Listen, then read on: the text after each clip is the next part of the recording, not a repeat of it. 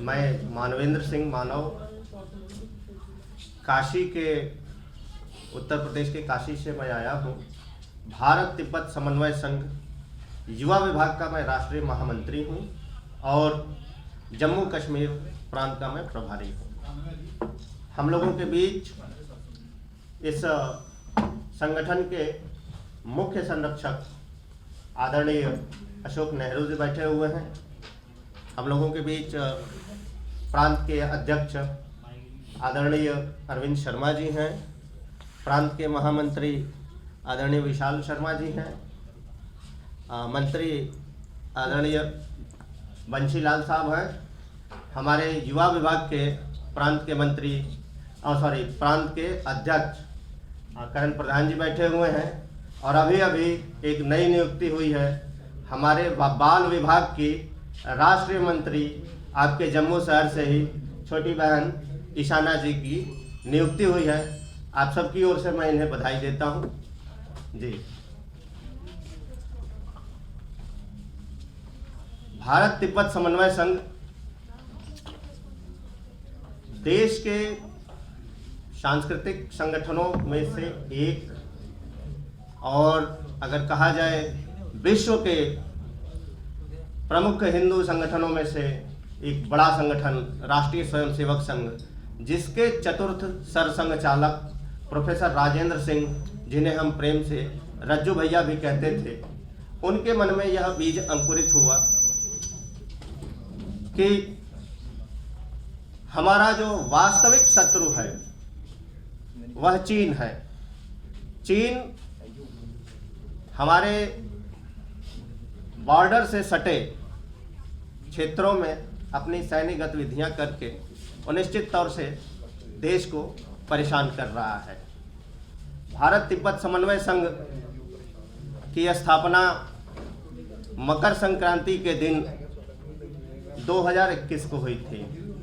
मतलब कि धीरे धीरे यह संगठन अभी मात्र 3 वर्ष का है, लेकिन अब तक इसके 30 प्रस्ताव विभिन्न बैठकों में पारित हो चुके हैं और जिन पर पूरी तरह से हम लोग कार्य कर रहे हैं। और एक जो हमारा प्रस्ताव था आपके जम्मू कश्मीर से संबंधित, बाबा अमरनाथ जी की यात्रा का जो समयावधि घटाई गई थी, तो हमने लगातार, हमारे संगठन ने देश के राष्ट्रपति, उपराष्ट्रपति, विभिन्न केंद्रीय मंत्रियों और 300 से अधिक सांसदों से मिला प्रतिनिधिमंडल हमारा, और हमें सफलता मिली। आज बाबा अमरनाथ जी की जो यात्रा है उसकी अवधि बढ़ा दी गई। इसके लिए हम केंद्र सरकार और इस जम्मू कश्मीर के लेफ्टिनेंट गवर्नर आदरणीय मनोज सिन्हा जी को भी हम धन्यवाद ज्ञापित करते हैं। हमारे संगठन के केंद्रीय संरक्षक प्रोफेसर कप्तान सिंह सोलंकी जी हैं, जो किसी परिचय के मोहताज नहीं हैं। वो राष्ट्रीय स्वयंसेवक संघ के प्रांत कार्यवाह रहते हुए प्रोफेसर राजेंद्र प्रसाद सिंह उर्फ रज्जू भैया ने उन्हें प्रचारक के रूप में निकाला और उन्हें प्रांत प्रचारक बनाया। संगठन में विभिन्न दायित्वों में आने के पश्चात उन्हें भारतीय जनता पार्टी का मध्य प्रदेश का प्रदेश संगठन मंत्री बनाया गया, जिसमें हमें मध्य प्रदेश में विजय प्राप्त हुई। फिर राजस्थान का उन्हें संगठन मंत्री बनाया गया।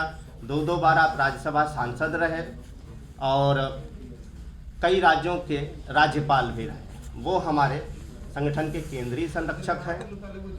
और इस संगठन के केंद्रीय संयोजक जो बाल स्वयंसेवक रहे और रज्जू भैया के बहुत ही निकट रहे, ऐसे आदरणीय हेमंत प्रताप तोमर जी, जिनका केंद्र अभी लखनऊ है, उनके संयोजन में यह संगठन चल रहा है। इस संगठन के मूल विभाग के जो राष्ट्रीय अध्यक्ष हैं प्रोफेसर प्रयाग दत्त जुएल जी, जो अभी देहरादून में रहते हैं और इस देश के मूर्धन्य पशु वैज्ञानिकों में उनका नाम है। मध्य प्रदेश के विश्वविद्यालय में कुलपति भी रहे। महिला विभाग की हमारी संगठन राष्ट्रीय अध्यक्ष प्रोफेसर सुमित्रा कुकरेती जी हैं, जो इग्नू की अभी वर्तमान में प्रोवीसी हैं और हमारे युवा विभाग के राष्ट्रीय अध्यक्ष, इस देश के रक्षा मंत्री माननीय राजनाथ सिंह जी के छोटे सुपुत्र नीरज सिंह जी हैं। ऐसे लोगों के नेतृत्व में यह संगठन काम कर रहा है। जम्मू कश्मीर की हमारी इकाई आपके समक्ष बैठी हुई है। हम यही कहना चाहेंगे कि जो कैलाश मानसरोवर है वह हिंदुओं का एक प्रमुख तीर्थस्थल है। देवाधिदेव महादेव का मूल गांव, भगवान गणेश का जन्म स्थान, भगवान कार्तिकेय जी का जन्म स्थान कैलाश मानसरोवर। अगर हम सिख संप्रदाय की बात करें, जो सनातन हिंदू हैं, तो गुरु नानक देव जी की जो 4 प्रमुख ज्ञान यात्राएं हैं, उनमें जिसे हम उदासी कहते हैं, गुरु नानक देव जी की 4 प्रमुख उदासियों में एक जो सबसे बड़ी उदासी है वो कैलाश मानसरोवर की यात्रा है। वहाँ उन्होंने तपस्या की थी। रही बात बौद्ध संप्रदाय का, बुद्ध भगवान विष्णु के अवतार माने जाते हैं, वो भी हमारे सनातन संस्कृति का हिस्सा है। और अभी माना जाता है कि बौद्ध धर्म के जीवित देवता मिलारेपा जी आज भी कैलाश मानसरोवर में तपस्यारत हैं। इसी प्रकार हम जैन धर्म की बात करें तो जैन धर्म के प्रथम तीर्थंकर ऋषभ देव जी महाराज ने भी वहाँ कैलाश मानसरोवर में तपस्या की। अब कैलाश मानसरोवर हमारा सांस्कृतिक केंद्र है जो आज चीन के कब्जे में है।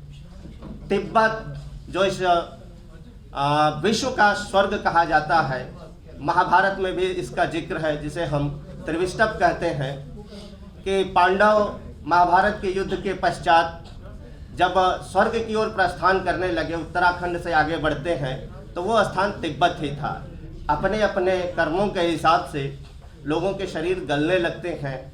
अंत में धर्मराज युधिष्ठिर और उनके साथ उनका सहयोगी जो श्वान है वही बचता है। तो निश्चित तौर पर तिब्बत हमारे अखंड भारत का एक हिस्सा रहा है, जिसे साम्राज्यवादी चीन ने अपनी विस्तारवादी नीतियों के कारण हड़प लिया और तिब्बत के सर्वोच्च धर्म गुरु दलाई लामा जी को भारत में शरण लेनी पड़ी और हमने उन्हें शरण दिया।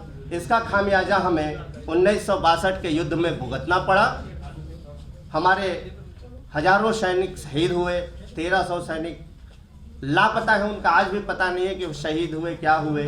तो हमने एक बड़ी त्रासदी झेली दलाई लामा जी को अपने यहाँ संरक्षण देने के एवज में।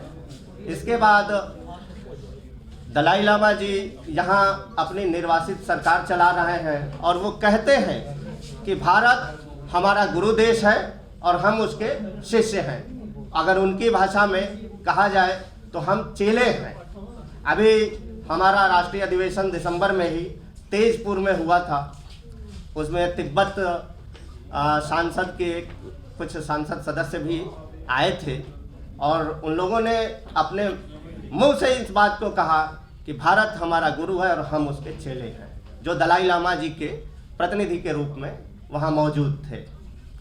और रही बात जम्मू कश्मीर की, तो जम्मू कश्मीर में आतंकवाद और ये जो ऐसी घटनाएं घट रही हैं, उसके पीछे हमारा यह मानना है कि पाकिस्तान तो एक नालायक, भिखमंगा, असहाय, शैतान देश है, जिसके पास खाने के लिए नहीं है। वो क्या कर सकता है? इसके पीछे कहीं ना कहीं चीन की फंडिंग है और चीन ही इन सब का मुख्य कारण है। तो मैं जम्मू कश्मीर के लोगों से यह आग्रह करने आया हूँ कि जम्मू कश्मीर को अगर मुख्य धारा में लाना है, विकास के पथ पर और तेज़ी से आगे बढ़ाना है, तो निश्चित तौर पर हमें चीन से बनी हुई वस्तुओं के उपयोगिता पर निर्भरता खत्म करनी होगी और चीन की व्यापार को तोड़ देना होगा। तभी जम्मू कश्मीर में ठीक से खुशहाली आएगी और जम्मू कश्मीर देश की मुख्य धारा से जुड़ेगा। रही बात हमारी सीमा तिब्बत से लगती है, तो आज भारत की स्थलीय सीमा लगभग 3,500 किलोमीटर पर हमारे सैनिक खड़े होते हैं, जो हजारों करोड़ रुपए महीने उस पर खर्च आते हैं। तिब्बत अगर स्वतंत्र होगा तो निश्चित तौर पर हमें इन खर्चों में कमी आएगी, जो कहीं ना कहीं हमारे देश के समृद्धि में, खुशहाली में, विकास में सहायक होगी।